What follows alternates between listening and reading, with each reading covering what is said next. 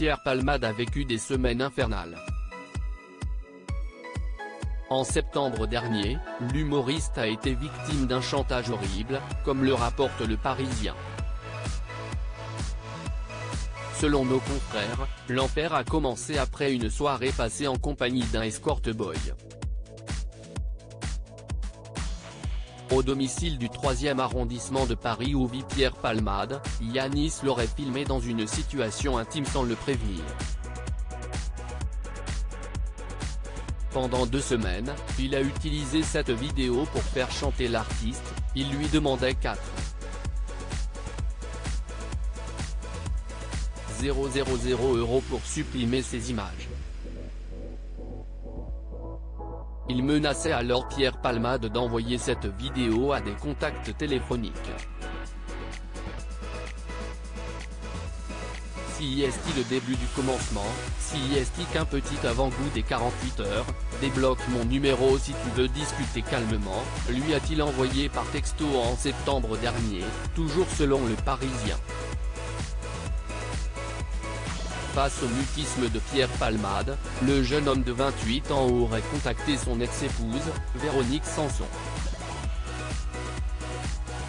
Consciente qu'il se passait quelque chose d'anormal, la chanteuse a donc téléphoné à l'humoriste en lui expliquant avoir reçu un appel étrange, celui d'un homme qui avait connaissance de cette vidéo.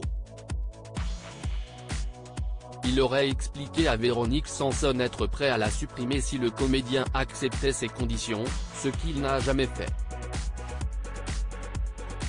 À la place, Pierre Palmade a préféré contacter la police. Rapidement, selon Le Parisien, les enquêteurs ont retrouvé la trace de 3 personnes, les Corboy, l'homme qui a appelé Véronique Sanson et un détenu, qui aurait envoyé le message initial à Pierre Palmade. Après des semaines à chercher la trace de Yanis, ils l'ont retrouvée.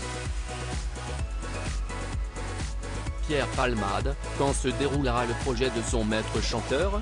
Ce lundi 16 janvier, le maître chanteur a pris un train pour revenir à Paris où les policiers du 1er district de police judiciaire l'ont arrêté, dès son arrivée à la gare de Lyon.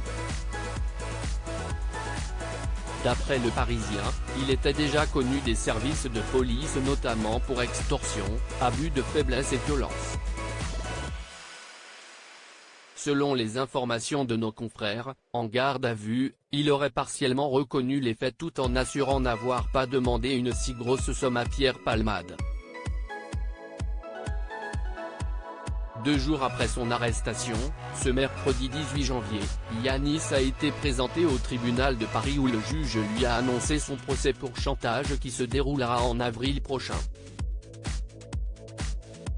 Reparti libre du tribunal, l'homme qui a essayé de soutirer de l'argent à l'humoriste a tout de même été placé sous contrôle judiciaire.